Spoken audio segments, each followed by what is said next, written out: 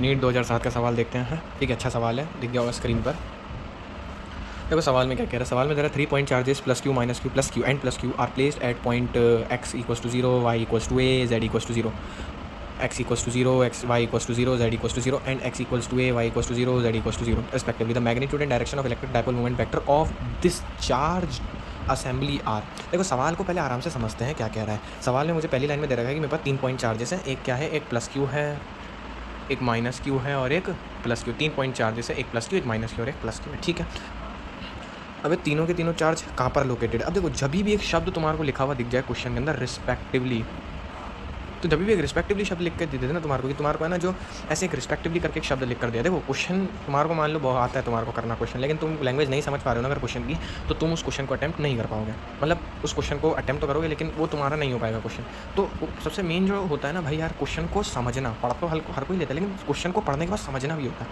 अब देखो इसके लिए कोई ज़्यादा बेहतर इंग्लिश होने की ज़रूरत नहीं है, थोड़ी बहुत इंग्लिश आएगी तुम्हारे को, या कुछ मैं तुम्हारे को जो चीज़ें बता रहा हूँ वो तुम याद रखो तो क्वेश्चन बनेंगे तुम्हारे से। तो एक शब्द अगर तुम्हारे को रिस्पेक्टिवली दिखाई देना तो समझना कि भाई क्या है। देखो मैं रिस्पेक्टिवली का मतलब बताता हूँ क्या है। देखो तुम्हारे को क्या दे रखा है, ये 3 पॉइंट चार्जेस है, एक है प्लस क्यू, एक माइनस क्यू और एक प्लस क्यू है। ठीक है, मुझे दे रखा है कि भाई यार ये जो प्लस क्यू है ना, ये कहाँ पर प्रेजेंट है, x equals to 0, y equals to a, z equals to 0 पर प्रेजेंट है। ठीक है, अब मैंने क्यों बोला कि भाई यार ये क्यू इसी पोजीशन पर प्रेजेंट है, अभी इसका रीज़न बताऊंगा मैं। और माइनस क्यू जो है वो मेरा x equals to 0, y equals to 0 और z इक्वल्स टू 0 पर है। और ये जो प्लस का क्यू है ये है मेरा x equals to a, y equals to 0, z equals to 0। तो देखो कभी भी तुम्हारे को रिस्पेक्टिवली शब्द दिखाई देना इसका क्या मतलब होता है। तुम्हारे को क्या दे रखा है कि भाई 3 पॉइंट चार्जेस है, plus q minus q plus Q. ठीक है ना, और दे रखा है कि कहाँ पर है भाई यार ये तीनों चार्ज कहाँ पर है, कि मतलब इसकी पोजीशन कहाँ पर है, इसकी पोजीशन कहाँ पर है, इसकी पोजीशन कहाँ पर है। तुम्हारे को एक के बाद एक दे रखा है कि भाई तुम्हारे को दे रखा है कि भाई कहाँ पर है, एक है ये वाली पोजीशन पर, एक है ये वाली जगह पर और एक है ये वाली जगह पर। और तुम्हारे को ऐसे लिखकर और उसके आगे रिस्पेक्टिवली लगा दे तो समझना कि भाई पहला वाला जो चीज़ है ना वो इस जगह पर है, दूसरी वाली जो चीज़ है वो इस जगह पर है और तीसरी वाली चीज़ इस जगह पर। मतलब लगातार कि पहले ये इस पर होगा, फिर ये इस पर, ये इस पर, रिस्पेक्टिवली का मतलब ये हो जाएगा इस जगह पर। ठीक है, तो मतलब एक मेरा प्लस क्यू है जो मेरा कहाँ पर है भाई, यहाँ पर सबसे पहली चीज़ एक ओरिजिन बनाओ तुम, 0, 0, 0। ठीक है, एक्स वाई जेड।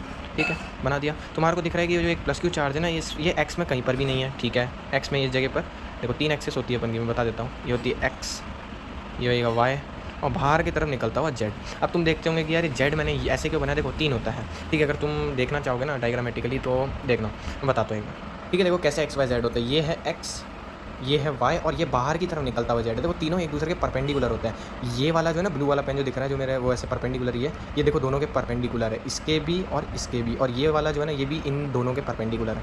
ठीक है, वो तो अब क्या है, ये अपन की कॉपी जो है ना मतलब ये जिसमें मैं समझा रहा हूँ तो वो तो है ना 2D है, ऐसा तो है नहीं, लेंथ और ब्रेथ ही है इसके अंदर। ठीक है, 3 डायमेंशन होता तो अच्छे से दिखा पाता, लेकिन अभी नहीं है। तो देखो एक एक्सेस है मेरी x, एक एक्सेस है मेरी y और एक एक्सेस है मेरी z। बोल रहा है कि भाई जो प्लस क्यू चार्ज है ना इसकी x में कोई वैल्यू नहीं है, y में जो इसकी वैल्यू है ना वो a है। ठीक है, ये जो प्लस क्यू है ना मतलब कहाँ पर है, y इक्वल्स टू a पर प्रेजेंट है प्लस क्यू, और z में भी कहीं पर नहीं है ये। ठीक है, मतलब इस y पर ही प्रेजेंट है सिर्फ। और ये जो मेरा माइनस क्यू है ना ये x इक्वल्स टू 0 पर है, y equals to 0, z equals to 0, मतलब ये ओरिजिन पर है 0, 0, 0। देखो ये 0, 0, तो माइनस क्यू कहाँ पर है, इस जगह पर है। ठीक है, और भाई ये जो मेरा प्लस का क्यू है वो x इक्वल्स टू a पर है, y equals to 0, z equals to 0, मतलब x की वैल्यू a पर है, y में कहीं भी नहीं, z में कहीं भी नहीं।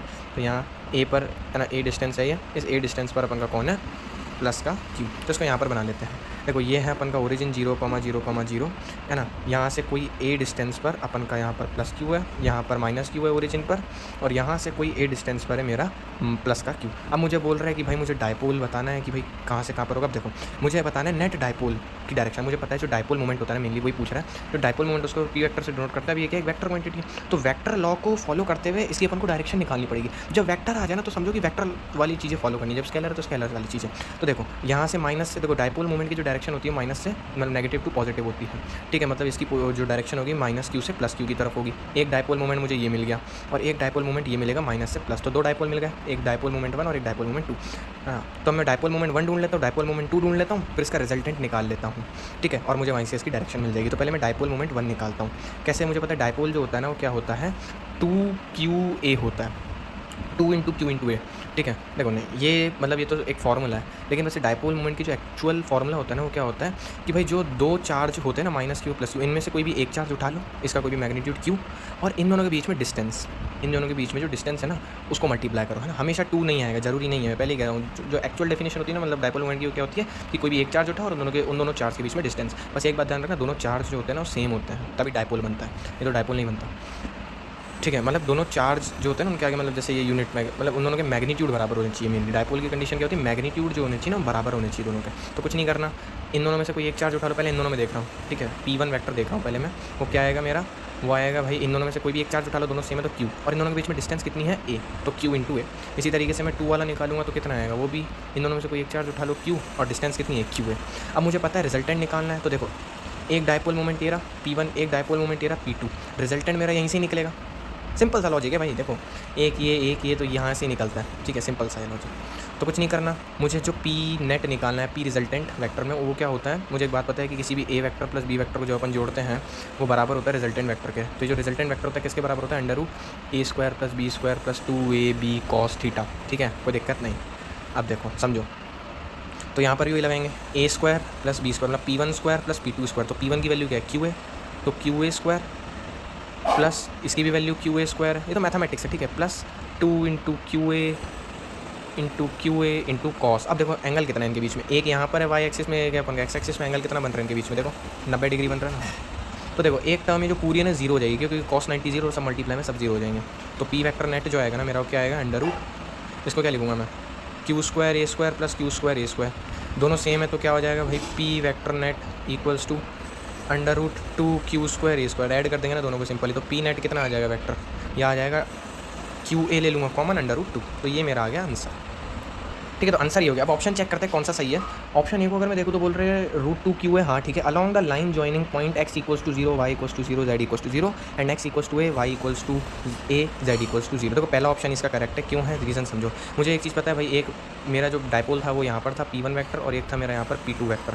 मेरा रिजल्टेंट मुझे पता है कहाँ यहाँ पर होगा। अब देखो मुझे बोल रहा है यहाँ पर सवाल में अच्छे से, मतलब ऑप्शन अच्छे से देखोगे तो बोल रहा है कि ये जिसका आंसर मैग्नीट्यूड है वो √2Q है। देखो Q है इंटू √2 या √2Q बात एक ही होती है, along the line joining points. और वो जो मेरा ये जो डायपोल मोमेंट का रिजल्टेंट है या नेट है मेनली, ये जो है वो है ना कहाँ पर है, कौन सी लाइन पर है, वो उस लाइन पर है जहाँ कहाँ से शुरू हो रहा है भाई, ओरिजिन से, मतलब x = 0, y = 0, z = 0 पर शुरू हो रहा है, और कहीं और कहाँ तक जा रहा है, ऐसी जगह तक जा रहा है जहाँ पर अपन का a हो, और यहाँ पर भी a, मतलब a, 0 इस जगह तक जा रहा है, मतलब ये चीज़ है, ठीक है। तो ऑप्शन नंबर ए हो जाएगा इसका आंसर। एक बार मैं वापस से बता देता हूँ कि भाई देखो ये मेरा P1 वेक्टर था, ये मेरा P2 वेक्टर था, ये जो मेरी है ना अपन का, ये जो अपन का इसका रिजल्टेंट है ना किस डायरेक्शन में मेनली, वो है 0,0,0, और यहाँ पर कहीं अपन को पता है कि भाई यहाँ पर A पॉइंट था, यहाँ पर A पॉइंट था, ठीक है। तो इसके कोऑर्डिनेट अगर मैं देखूँ तो क्या होंगे, a,0 भाई एक्स एक्सिस में a, वाई एक्सिस में, लेकिन जेड में बिल्कुल भी नहीं है। तो मेरा जो डायपोल मोमेंट का रिजल्टेंट है ना मेनली, या नेट बोल लो, ये किस डायरेक्शन में है, उस डायरेक्शन में है। कहाँ से शुरू हो रहा है, एक तो 0,0,0 से शुरू हो रहा है, और अपन का a,0 से पास होते हुए जा रहा है। यही चीज़ यहाँ पर क्वेश्चन में लिखी पड़ी। ऑप्शन बी को देखूँ तो भाई गलत है, पहली बात तो उसका मैग्नीट्यूड Q दे दिया तो गलत हो गया, और ऑप्शन सी और डी को देखूँ तो मैग्नीट्यूड तो सेम है √2Q है, लेकिन वो बोल रहा है पॉजिटिव एक्स एक्सिस में। क्या अपन का dipole moment positive x axis में, नहीं भाई, वो तो एक्स एक्सिस में भी और वाई एक्सिस में भी। देखो ना, एक्स एक्सिस में होता तो सिर्फ इस डायरेक्शन में होता है ना, लेकिन ये एक्स में भी और वाई में भी। देखो ना, अगर मैं ये पॉइंट कंसीडर करूँ तो पॉइंट देखो, ये एक्स में भी लाई कर रहा है और देखो वाई में भी लाई कर रहा है। इतनी बात है समझ में। तो ऑप्शन सी और डी गलत हो जाएगा, तो इसका ऑप्शन नंबर हो जाएगा ए।